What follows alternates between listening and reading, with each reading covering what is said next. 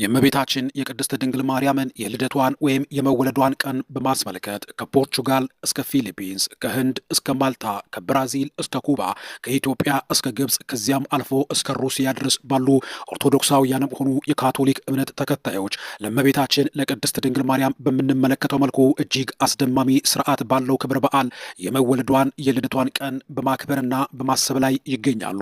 ይህ የሰው ልጅ ለመዳኑ መሰረት የተጣለበት አምላክ እናት የሆነችው ቅድስት ድንግል ማርያም ከእናቷ ከሐና ከአባቷ ከኢያቄም የተወለደችበትን ዕለት በማስመልከት ከምዕራብ እስከ ምስራቅ ያሉት ክርስቲያኖች በሙሉ እጅግ በሚደንቅና በሚያስደምም ስርዓት የቅድስት ድንግል ማርያምን ልደት እያከበሩ ይገኛሉ። እመቤታችን ቅድስት ድንግል ማርያም የተወለደችበትን ዕለት በማስመልከት ሁሉም ክርስቲያኖች በተለይ ደግሞ ኦርቶዶክሳውያንና የካቶሊክ እምነት ተከታዮች ለእመቤታችን ለቅድስት ድንግል ማርያም ልዩ ክብርና ቦታን በመስጠት ይህን የመወለዷን ቀን በማስመልከት እጅግ አስደማሚ በሆነ ክብረ በዓል የልደቷን ቀን መላው ዓለም በማክበር ላይ ይገኛሉ።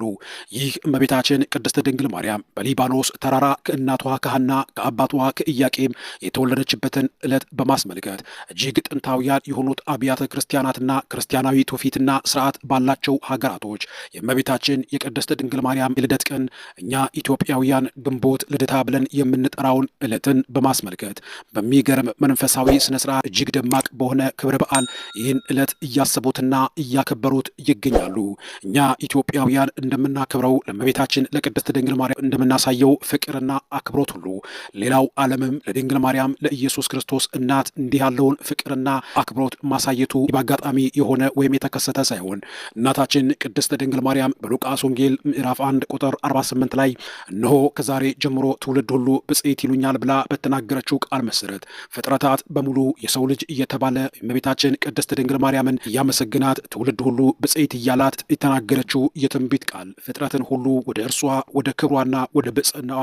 እየጠራውና እያሰባሰበው ይገኛል። አውሮፓውያን ከክርስትናና ከእምነት እየራቁ ወደ ፍልስፍናና